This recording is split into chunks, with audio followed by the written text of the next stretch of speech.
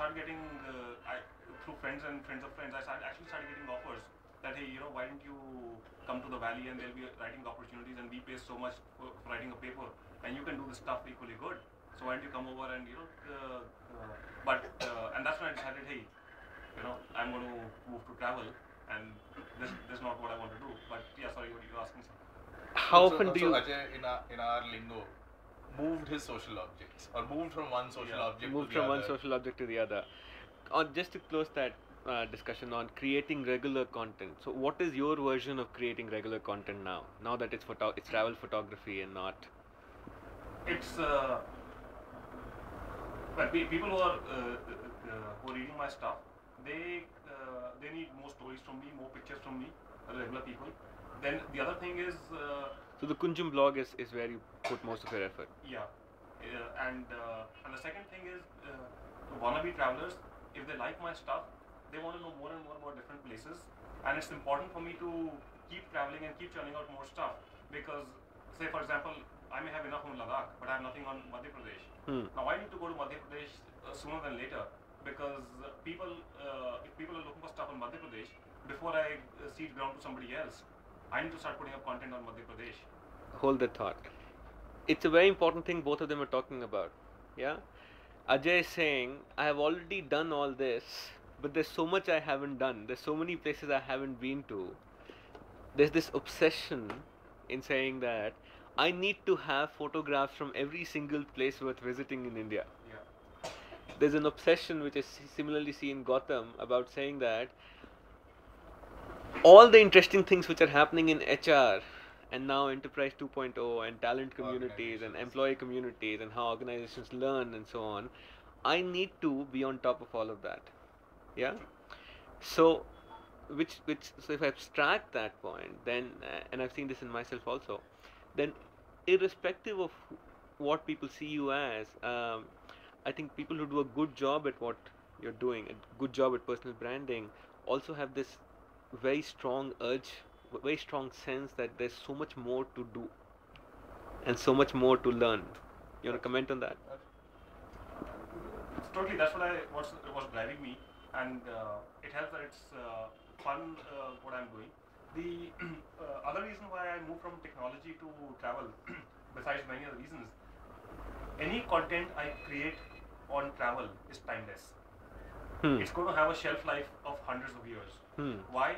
Because like I've written in the introduction to my book on Ladakh, I said this is a snapshot of Ladakh circa 2009. I'm not going to update this book. This book is going to stay as it is, because 20 years later, Ladakh might change. But you can go back to this book and know what Ladakh was like in 2009. Right? Technology, if it's not consumed tomorrow or today, it's outdated.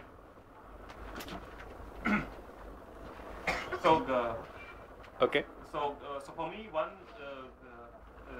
I realized that unless I'm able to sell my technology content today itself, which I wasn't able to because of various reasons. I had a certain leadership but not enough, or Hindustan Times wasn't paying me enough to justify all the effort and money I was spending on writing that piece. I said I need to move to something where even if it doesn't get sold today, it'll have a market value even 2 years later. Gautam, how do you think about that? How do you think about both the urge, both the need to know more and the need to make it timeless? I think the need to know more is an intrinsic need.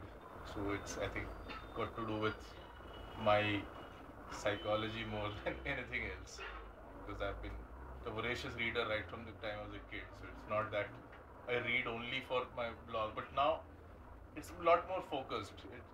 My areas of reading is a lot more focused, and while I would love to pick up a book every time and read stuff, I don't have the time for it. So because I want to read and create and know more about a certain area, I end up reading stuff around this. And what I'm seeing, this is more than creating something that's timeless. When you're creating content, you're also learning. And blogging specifically is a great example of, this is a thought, you put it out to your readers, they will either jump on it or they'll lap it up. And you then know it's like a process of always learning by doing, which is I think quite a different way in how most of us have thought about learning, which is learning while sitting and a guru telling you how to do stuff. Blogging lets you to learn by doing. So you say, this is how I think this is happening, so and so is talking about something, but this is my point of view. You put that out, 5 other people jump on you, 2 people support you, and you kind of, your thoughts change because you say, okay, this was premature.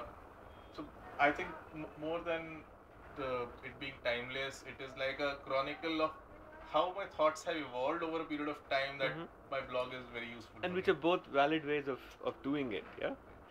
So Ajay, now, how far have you come down into what you wanted to become? I know it has changed also, but you said, what happens next? How far do you think you've come down on a scale of 10? If you wanted to get to 10, where are you right now, and what happens next?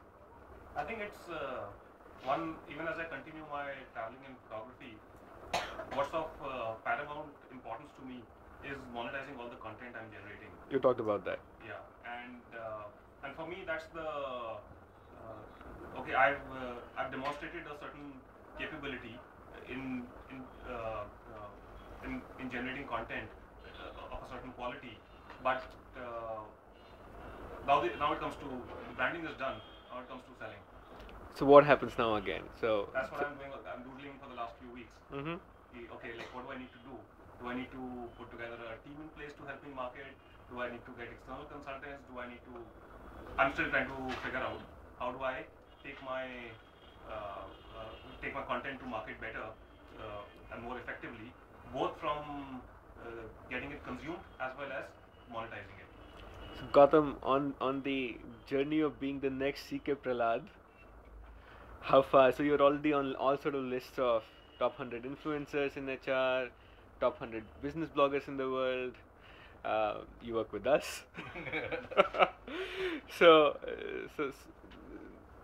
where would you say on this? If that is 10, where are you right now, and what happens from here on? See, I think in that time, in that context, CK Prahlad was the big guru. Now I think CK Prahlad might not be, being a CK Prahlad might not be possible for anybody else. I think because management thought is also becoming more real time. Things are, gurus have started blogging, like Tom Peters. I don't think after Reimagine he wrote any other book. He's only blogging what he's doing and stuff. So I think a lot of traditional management thought itself will get into real time because things are constantly changing and evolving. So I think I'm 4 on 10 on that. On that journey. That's a long way. 40% of Secret Prahlad is a lot of Secret Prahlad. Not that way. Okay. But just yeah. a question, Gautam, and so you are early adopters, if to say, of the online video. So is there a thought at the back of the mind that there are people out there who are experts in the field that you both currently work in, who may not be using this medium? So when they come into the field, so would the early adopter advantage go back, and then your content needs to be more compelling to actually catch up with gurus and photographers and content writers? This guy David Meister started blogging. David Meister is a guru in the area of how to manage a consulting firm. He specializes in that. He's written something like on trust agents or something kind of book.